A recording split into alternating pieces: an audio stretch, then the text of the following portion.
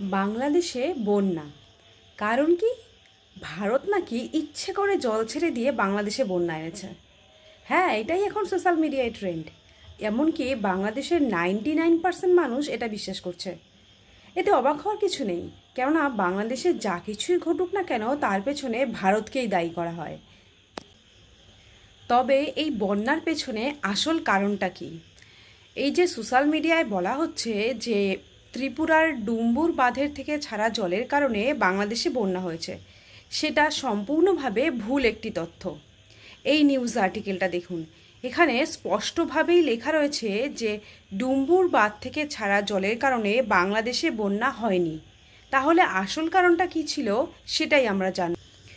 গত 19 তারিখে আগরতলা এবং ত্রিপুরায় টানা 60 ঘন্টা ভারী বৃষ্টিপাত হয়, যে কারণে ত্রিপুরায় বন্যা পরিস্থিতি তৈরি হয়। এই প্রসঙ্গে বলে রাখি, বাংলাদেশের দক্ষিণ এবং পূর্ব দিকেও এই একই সময়ে ভারী বৃষ্টিপাত হয়, যে কারণে ওখানকার খাল, বিল, নদী, নালা সমস্ত কিছুই জলে ভর্তি হয়ে যায়। আরও একটি কথা যেটা সোশ্যাল মিডিয়ায় বলা হচ্ছে, ভারত সরকার নাকি বাঁধ খুলে দিয়েছে। এটাও সম্পূর্ণ একটি ভুল তথ্য। ত্রিপুরার বিদ্যুৎ মন্ত্রী রতনলাল নাথ জানান যে বাঁধের কোনো গেট খুলে দেওয়া হয়নি। প্রচণ্ড বৃষ্টির ফলে অতিরিক্ত জলের চাপ সৃষ্টি হয়েছিল, যা ওই বাঁধের সর্বোচ্চ সীমা অর্থাৎ 94 সেন্টিমিটারকে অতিক্রম করে গিয়েছিল, যে কারণে বাঁধের উপনালাগুলি অটোমেটিক্যালি খুলে যায় এবং অতিরিক্ত জল ওই উপনালা দিয়ে বাইরে বেরিয়ে আসে। তাই বাঁধের গেট খুলে জল ছাড়া হয়েছিল, এই তথ্যটি সম্পূর্ণভাবে ভুল। এবার আসি একটু ভৌগোলিক ব্যাখ্যায়। ত্রিপুরার সাথে বাংলাদেশের যে জেলাগুলি সীমান্ত ভাগ করে নিয়েছে সেগুলি হলো কুমিল্লা, ফেনী, চট্টগ্রাম, খাগড়াছড়ি, মৌলভীবাজার ও নোয়াখালী। ফেনী জেলা থেকে ত্রিপুরা প্রায় 90 কিলোমিটার দূরে। ডুম্বুর বাঁধ গোমতী নদীর ওপরে, আর গোমতী নদী ত্রিপুরার মধ্যে দিয়ে কুমিল্লা প্রবেশ করে দেবিদ্বার, দাউদকান্দি হয়ে মেঘনাতে পড়েছে। তাই ফেনী নদী বা মুহুরী নদীর সাথে গোমতী নদীর কোনো সংযোগ নেই। এবার আসি বাংলাদেশে বন্যা কেন হলো। ত্রিপুরায় টানা 60 ঘন্টা বৃষ্টিতে যে ভয়াবহ বন্যার পরিস্থিতির সৃষ্টি হয়েছে, সেই বন্যার জলই বাংলাদেশে প্রবেশ করেছে। বাংলাদেশের জেলাগুলিতে তো অলরেডি জলে খাল, বিল, নদী সমস্ত কিছুই ভরেছিল। তার মধ্যে ত্রিপুরার বন্যার জল প্রবেশ করে সেখানেও ভয়াবহ বন্যার পরিস্থিতি সৃষ্টি হয়েছে। আশা করি এবার বুঝতে পেরেছেন বাংলাদেশে বন্যার আসল কারণটা কী। আর এরপরেও যদি মনে হয় যে ভারত বাংলাদেশে বন্যার সৃষ্টি করেছে, তাহলে বই নিয়ে গিয়ে পড়তে বসুন, কাজে দেবে।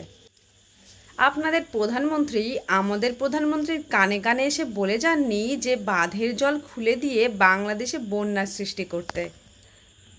অবশ্য কাদের বলছি? যারা 50 বছরে 5 বার স্বাধীন হয়েছে। ত্রিপুরায় এখনও পর্যন্ত 31 জন মারা গেছে। 4 লক্ষেরও বেশি মানুষ বন্যাপ্লাবিত এলাকায় আটকে পড়ে রয়েছে। কই, আমরা তো মরা কান্না কাঁদতে চাইনি, অন্য কোনো দেশ বা ঈশ্বরকে দোষারোপ করিনি। প্রাকৃতিক বিপর্যয় ঘটবেই, তা মোকাবিলা করতে হবে নিজেদের পেশাদারি দক্ষতায়, আর আমরা সেটাই করেছি।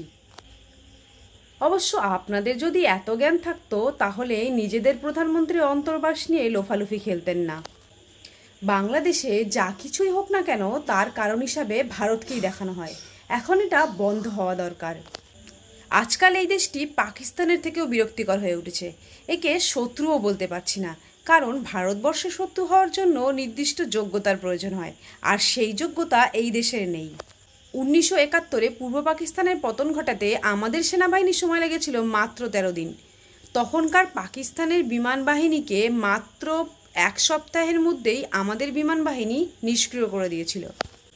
বস্তুত এটি একটি আপাদমস্তক নির্বোধ, অকৃতজ্ঞ এবং ধর্মান্ধ একটি দেশ। ঘরে বসে সোশ্যাল মিডিয়াতে সব কিছু মনে রাখা হবে, ফারাক্কা বাঁধের সামনে আমরাও একটা বাঁধ দেব, বয়কট ইন্ডিয়া, এই সমস্ত কিছু না করে গিয়ে একটু পড়তে বসো, কাজে দেবে।